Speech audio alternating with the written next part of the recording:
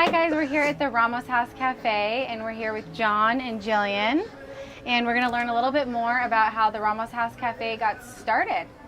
Hey guys. Hi. How are you? Good.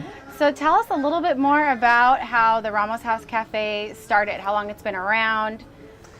That's a tough question. The house was built in 1881, and it was lived in by the Ramos family for 100 years. And then when I bought it 25 years ago, it was just a house. All right. So when I bought the house, I bought it for the purpose of turning it into a restaurant because this is the oldest remaining neighborhood in California. At 1794 was when it was established. So it was still zone cottage commercial, Okay. right? Because people made their saddles and their poultices and whatnot and sold them out of these old houses.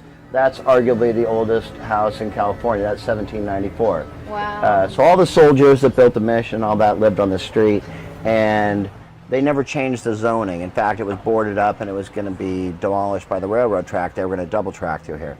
So anyhow, I found the zoning map, the doodle-doodle, I scrounged up some pennies and bought the place. And I went to cooking school, and my thesis was, in essence, if you want to call it a thesis, I wanted to live in my restaurant. Yeah. So I was looking around for places where I could do that, and I found this place and bought it, and then started repairing it and building it, and built a kitchen on the back of it. And 25 years later, here we are. Wow. As Amazing. inarticulate as ever. Amazing. And you guys are affiliated with the villa, or you also own I own the villa as well, yeah, and that's another old structure. That's 1910. Amazing wedding venue, you guys. You have to check it out. Please do. So I've grown up here in San Juan Capistrano, and this has been the most successful restaurant, I feel, in the area. And it's right here on Los Rios Street, the historic district of San Juan, right next to the Mission. I think the brunches are just unbelievable. They are actually, I feel like your Bloody Mary. Can we talk about your Bloody Mary for a second? Like, what? Okay, you want to hear a story about that Bloody Mary? That Bloody Mary? Okay, so I'm the guy, and I apologize for this ahead of time, that's responsible for all this stacky nonsense. We were just in amazing. Utah last week, we were in Vegas, and then we went to Utah. And I'm watching these people skewer all these hot dogs and stuff they got to put it in their Bloody Mary. Yeah. But that's all because of one morning that we had here, 25 years ago, and it was just me and two other cooks that I had, and it was like, okay, let's make the best Bloody Mary. It was New Year's Day. Yeah. And I'm okay, and like, what are you gonna do? I'm like, I'm gonna pickle some beans. What are you gonna do? I'm gonna put brine in the Bloody Mary. What are you gonna do? I'm gonna poach a shrimp. What are you gonna do? I'm gonna make a Scotch egg. And we all started stacking stuff on there because we were having a little bit of a competition. Yeah. Right. And we were all hungover, and everyone had spent the night here, the night before, and we were getting ready for New Year's Day. And that's how this whole weird trend started. So what is was in right here? here. What is this? We got shrimp. That's a shrimp. That's a Scotch quail egg. So that's quail egg. Yeah. Quail egg. Okay. There's So it's a hard-boiled quail egg that oh wow. is wrapped in sausage, Oh, and Wow, then amazing. and then fried, yeah. pickled beans, whatnot. Wonderful. And they are delicious. If you haven't had one of these Bloody Marys, you have to come down here to the Ramos house. You really have to try it. Now, and the beignets. Are these beignets? Well, they are and they aren't. Okay. They're not beignets in the classic sense, from Cafe du Monde, but they're donut holes in essence. They're Even better. Yeah. I call them beignets, but they're cottage cheese and green apples and I'm sorry, ricotta cheese and green apples and Yeah. Wow. donut-y stuff. And they're gorgeous. They look delicious. They are Very good. unique food here. Delicious. Thank you. Well, I'm a chef by nature, or I just have always been a chef, and then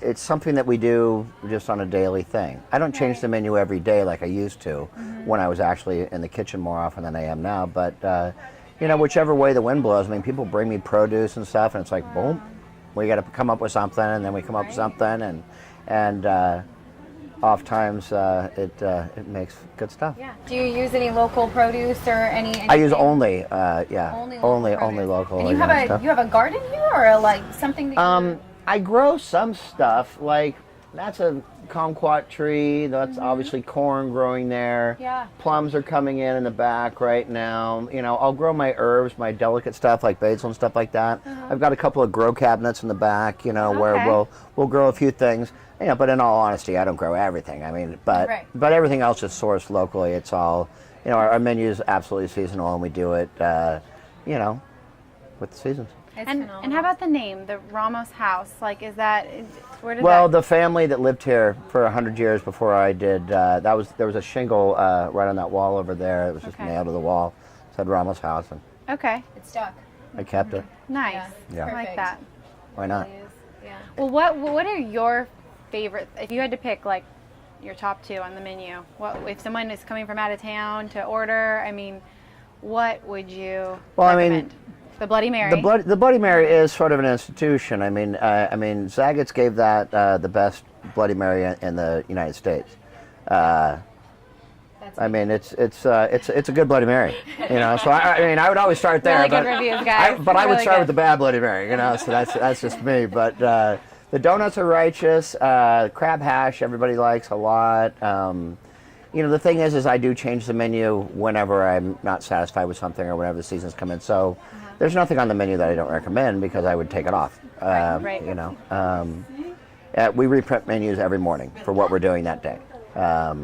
And if it's the same thing it was yesterday, then so be it. But I would never serve something I didn't stand behind. I love the huevos rancheros now, but I mean, I love the vegetable torta that I think you're going to eat in a minute. That's good.